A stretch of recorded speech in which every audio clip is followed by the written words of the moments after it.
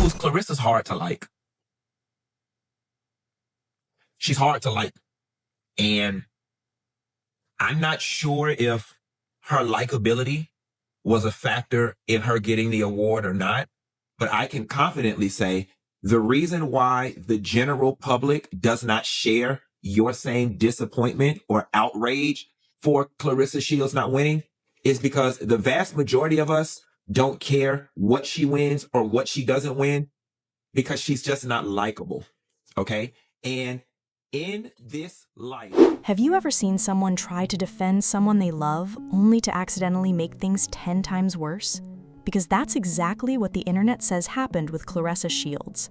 Not because she lost an award, not because of a boxing match, but because one post from Papoose completely shifted the conversation. Instead of people debating whether Claressa deserved to win, the internet started asking a very different and much more uncomfortable question. Is Claressa Shields simply hard to like? Now, before we get into this tea, let me make one thing clear.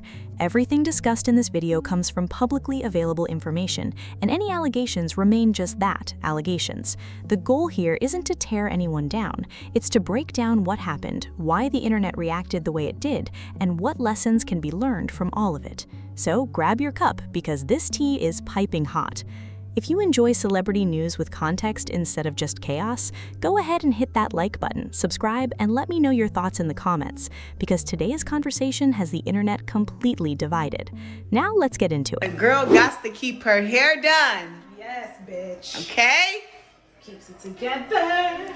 I love when I get my hair done because now I'd be like, I mean, I like makeup, don't get me wrong, but I'd be like, no makeup is needed. You don't need it. Nope. Natural beauty. This entire situation started with what seemed like a supportive gesture. Papoose publicly shared that he believed Claressa Shields deserved the BET Sportswoman of the Year award over A'ja Wilson. From his perspective, he was simply standing behind the woman he loves. That's something many people would respect, but the internet didn't receive it that way.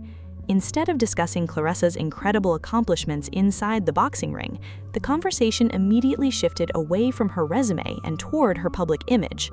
Suddenly, people weren't debating championship belts or Olympic gold medals. They were debating whether the public actually connects with her as a person. And that's where things took a dramatic turn. And this is a lesson for all of y'all, because what Claressa Shields is going through with these BET Awards is an example of something that I went through in college. And I learned this lesson the very hard way, and it hurt my feelings. Being liked will get you far more further than being qualified. Being liked will get you further than being qualified. Being liked will get you further than being qualified. People will move mountains for people that they like. People will adjust job descriptions and requirements for people that they like. People will overlook transgressions for people that they like. Claressa Shields is hard to like, Papoose. Commentator Funky Dineva jumped into the conversation during one of his live streams, and his argument wasn't really about boxing at all. His point was surprisingly simple. He said the public wasn't upset that Claressa lost because the public simply isn't emotionally invested in her victories. According to him, it's not that people deny her greatness, it's that many people don't feel connected enough to celebrate her success the way they do other athletes. Whether you agree with him or not, that statement spread like wildfire across social media because it introduced a much bigger conversation than anyone expected. Here's the question that immediately came to my mind. Can someone be one of the greatest athletes in history and still struggle with public likability? Because those are actually two completely different things. I think we would have a lot more greats in the world if they understood that discipline is the key, consistency. People like to do stuff 3 times in a row, 4 times in a row, 5 times in a row, and be like, oh, well, where's my reward? And it was like, try 60 days. Let's not rewrite history here. Claressa Shields is one of the most decorated female boxers to ever step into a ring. She's a 2-time Olympic gold medalist. She's won world championships across multiple weight classes. She's accomplished things that many fighters, male or female, can only dream about. None of that changes because people disagree with her personality or her social media presence. Greatness doesn't disappear because public opinion changes. But here's where the conversation gets interesting. Sports have never been only about talent. They're also about branding. Think about some of the biggest names in sports history. Fans don't just buy tickets because someone wins. They buy into personalities. They connect with stories. They support athletes who make them feel something.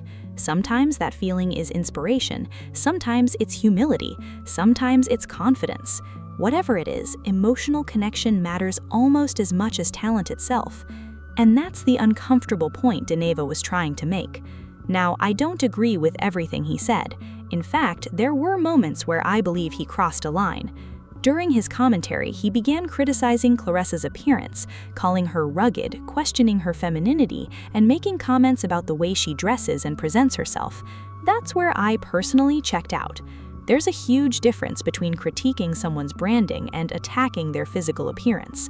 One is fair commentary, the other is simply bullying dressed up as entertainment.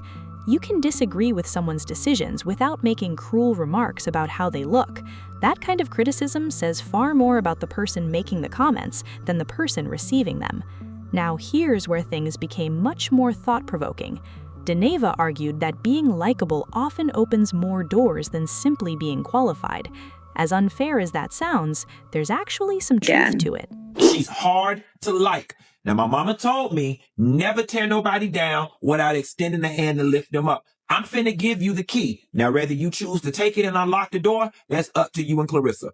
The reason that Claressa Shields is hard to like is because she's in that category of celebrities that I call people we should not know personally. There's a small group of celebrities that we should not know personally. We should only know them for their art, for their craft. Claressa is one of those. We don't need to know her personally because everything she's shown us personally is off-putting. We've all seen it happen. Someone gets promoted because everyone enjoys working with them. Someone lands endorsement deals because brands feel they're marketable. Someone gets opportunities because people naturally gravitate toward them. Meanwhile, another person with more talent, more experience, and better credentials gets overlooked because they struggle to build relationships. Is it fair? Not always. Is it reality? Many people would argue yes. And honestly, this isn't just about sports. This happens in offices. It happens in entertainment. It happens in business. It happens everywhere. People often invest in people they enjoy being around. That doesn't mean the most talented person always wins. Another point Dineva made that caught my attention involved the different standards men and women face in sports. This, in my opinion, was probably the strongest argument of the entire discussion. Male athletes have made mistakes. Some have been involved in controversies. Some have said outrageous things. Yet many of them continue receiving sponsorships, media attention, and fan support. Women, especially Black women, are often held to an entirely different standard. They're expected to perform at an elite level, while also being graceful, polished, humble, approachable, and endlessly likable. One mistake can define their public image for years. That's not just boxing, that's society. Whether we like admitting it or not, women often have to work twice as hard just to receive the same recognition. That's a conversation worth having. Then came another point that really made people think. Dineva suggested that Claressa spent too much energy chasing spaces she already faced resistance, instead of fully embracing the lane she already dominates. His example was Laila Ali. According to him, relationships matter, connections matter, branding matters.